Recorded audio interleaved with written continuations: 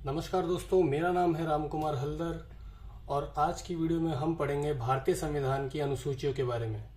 इससे पहले वाली वीडियो में हमने प्रियम्बल के बारे में पढ़ा था और इस वीडियो में हम आगे शेड्यूल्स के बारे में पढ़ेंगे। तो देखिए, जो हमारा ओरिजिनल कॉन्स्टिट्यूशन था, यानी कि जो हमने 26 नवंबर 1949 तक तैयार कर लिया था और लागू कर दिया था 26 जनवरी 1950 को, उस डेट तक हमारे पास जो शेड्यूल्स थे उनकी संख्या 8 थी। और आज वर्तमान में हमारा जो संविधान है, इसमें शेड्यूल्स की संख्या 12 हो चुकी है। 4 नए शेड्यूल्स हमने कॉन्स्टिट्यूशन अमेंडमेंट के द्वारा जोड़े हैं। तो पहला संविधान का जो अनुसूची है, ये हमें बताता है कि इसमें भारत में कितने राज्य हैं और कितने केंद्र शासित प्रदेश हैं, कितने स्टेट्स हैं, कितनी यूनियन टेरिटरी है। अभी एट प्रेजेंट हमारे भारत में 28 राज्य हैं और 8 यूनियन टेरिटरीज हैं। अभी बहुत लोग कंफ्यूज हो जाते हैं, 29 स्टेट्स अभी भी कहते हैं, लेकिन आपको ये ध्यान रखना है कि जो जम्मू एंड कश्मीर था, उसको तोड़ के 2 यूनियन टेरिटरी में बांट दिया गया है, जो कि है जम्मू कश्मीर और लद्दाख। इसलिए हमारी यूनियन टेरिटरी 8 हो गई है और स्टेट हमारे 28 हो गए हैं। दूसरा शेड्यूल जो है संविधान का, वो हमें बताता है जो भी हमारे गवर्नमेंट ऑफिशियल्स है, जो भी सरकार भारत के जो विभिन्न पदाधिकारी है, उनके वेतन, उनके भत्ते और पेंशन के बारे में। यानी उनको कौन कौन से प्रिविलेज मिले हुए हैं, कौन कौन से अलाउंस, कितने अलाउंस है, कितनी उनकी सैलरीज हैं, इसके बारे में भारत का संविधान में जो शेड्यूल 2 है वो बात करता है। अब आप ये सोच रहे होंगे कि ये जो पदाधिकारी हैं, ये जो ऑफिशियल्स है, गवर्नमेंट ऑफिशियल्स है, ये कौन कौन है, इनमें कौन कौन आते हैं। तो इसमें देखिए, प्रेसिडेंट आते हैं, भारत का जो राष्ट्रपति है वो, राज्यों के गवर्नर आते हैं, लोकसभा का स्पीकर, डेप्यूटी स्पीकर, राज्यसभा का जो चेयरमैन होता है और डेप्यूटी चेयरमैन होता है वो, फिर हमारे जो लेजिस्लेटिव असेंबलीज हैं, यानी कि जो हमारे राज्यों के जो विधानसभा है, उसके स्पीकर और उसके डेप्यूटी स्पीकर, और जो सुप्रीम कोर्ट, हाई कोर्ट में जजेस हैं वो, और भी कुछ ऑफिशियल्स हैं, और प्रधानमंत्री का जो मंत्री परिषद है वो भी इसमें आते हैं। तो इनके जो भी अलाउंसेस हैं, जो भी प्रिविलेज इनको मिलते हैं, इनके बारे में हमारे भारतीय संविधान का शेड्यूल 2 बात करता है। तो संविधान का जो शेड्यूल 1 है वो बात करता है कि हमारे कितने राज्य हैं और कितने यूनियन टेरिटरीज हैं, और शेड्यूल 2 बात करता है इन जो हमारे भारत के जो गवर्नमेंट ऑफिशियल्स हैं, उनके वेतन, भत्ते और पेंशन के बारे में। जो संविधान का अनुसूची 3 है, वो इन्हीं पदाधिकारियों के शपथ ग्रहण के बारे में बात करता है। ठीक है, ये जो शपथ लेते हैं अपनी पोस्ट, जब ये चुने जाते हैं तो उनको शपथ लेनी होती है भारत के संविधान के समक्ष। ये उस विषय में बात करता है कि कौन सा पदाधिकारी किस तरह की शपथ किसके सामने लेगा। तो वो सारी जानकारी जो है वो अनुसूची 3 में दी हुई है। अब अनुसूची 4 में दिया हुआ है कि राज्यसभा में जितने भी हमारे राज्यों के विधानसभाओं से जो मेंबर आते हैं, उसके बारे में संविधान की अनुसूची 4 में दिया हुआ है कि किस राज्यों में जो विधानसभा के चुनाव होते हैं, फिर वहां से, उन विधानसभाओं से किस राज्य में से कितने सीट्स जो है वो राज्यसभा में जाएगी, वो इसके बारे में बात करता है।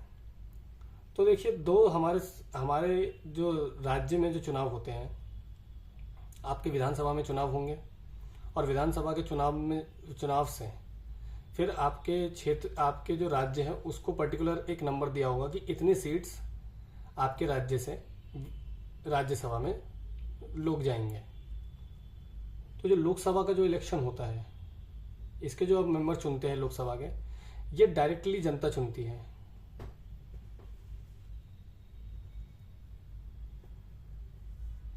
लोकसभा का जब चुनाव होता है, जो लोकसभा के जब सदस्य चुने जाते हैं, लोकसभा के जब मेंबर चुनते हैं, तो वो सीधा जनता चुनती है। जनता जाती है, वो वोट करती है और अपने लोकसभा के सदस्यों को चुनती है।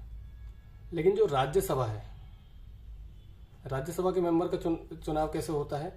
तो जो हमारी विधानसभाएं हैं, राज्यों की जो विधानसभाएं हैं, उसमें से ही लोगों को चुनाव करके राज्यसभा में भेजा जाता है। तो ये फर्क है लोकसभा के मेंबर में और राज्यसभा के मेंबर में। ठीक है, अब आता है हमारा संविधान का शेड्यूल 5। तो शेड्यूल 5 में क्या किया गया है? शेड्यूल 5 में हमें बताया गया है कि जो अनुसूचित क्षेत्र है और अनुसूचित जनजातियां हैं, उनका प्रशासन कैसे होगा और उनका नियंत्रण से संबंधित कुछ प्रावधान दिए हुए हैं। अनुसूचित क्षेत्र कौन से होते हैं? तो देखिए, 10 क्षेत्रों को अनुसूचित क्षेत्र में डाला गया है।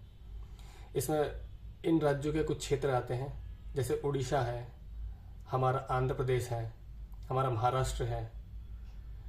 ऐसे ही 10 राज्य हैं, उनके क्षेत्रों को हमने अनुसूचित क्षेत्र में डाल रखा है।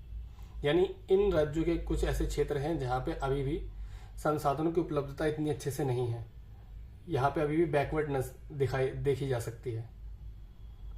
इसीलिए, और यहाँ पे जो जनजातियां हैं, अनुसूचित जनजातियां हैं, उनकी जनसंख्या भी बहुत ज़्यादा है।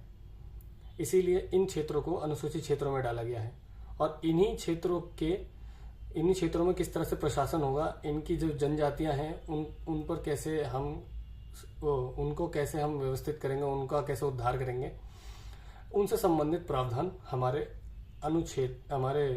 संविधान के शेड्यूल 5 में दिया हुआ है।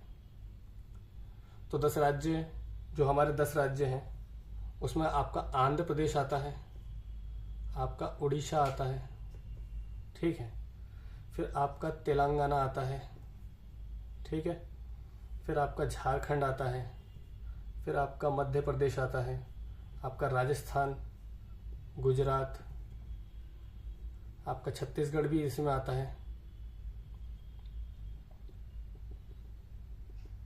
ठीक है, महाराष्ट्र भी इसी में आता है और हिमाचल प्रदेश भी इसी में आता है। 1 2 3 4 5 6 7 8 9 10।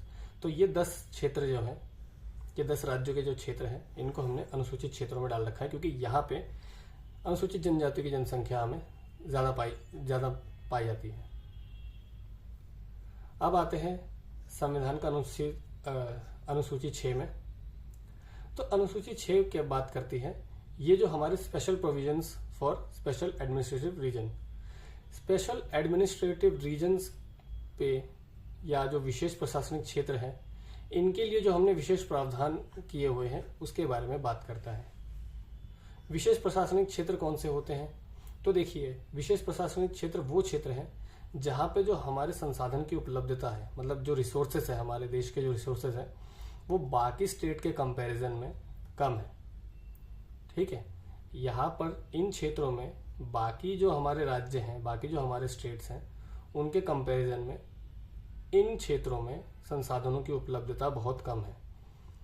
और ये कौन से क्षेत्र हैं? तो ये नॉर्थ ईस्ट के 4 स्टेट्स हैं, आपको ये ध्यान रखना है। नॉर्थ ईस्ट के 4 स्टेट्स इसमें आते हैं, जिसमें से आपका असम आता है, मिजोरम है, त्रिपुरा है और मणिपुर है। इन 4 स्टेट्स को हमने स्पेशल एडमिनिस्ट्रेटिव रीजन में डाल रखा है, क्योंकि यहाँ पर संसाधनों की उपलब्धता कम है और इन्हीं क्षेत्रों को किस तरीके से हमें डेवलप करना है, उसके लिए हमारे जो स्पेशल प्रोविजन दिए हुए हैं, विशेष प्रावधान कुछ दिए हुए हैं, इसके बारे में हमारा अनुसूची 6 बात करता है। तो दोस्तों, आज की वीडियो के लिए बस यही 6 अनुसूचियां होंगी। अगली वीडियो में हम बाकी की 6 अनुसूचियां पढ़ेंगे। तब तक के लिए चैनल को सब्सक्राइब करिए और अपने दोस्तों के साथ शेयर करिए। धन्यवाद।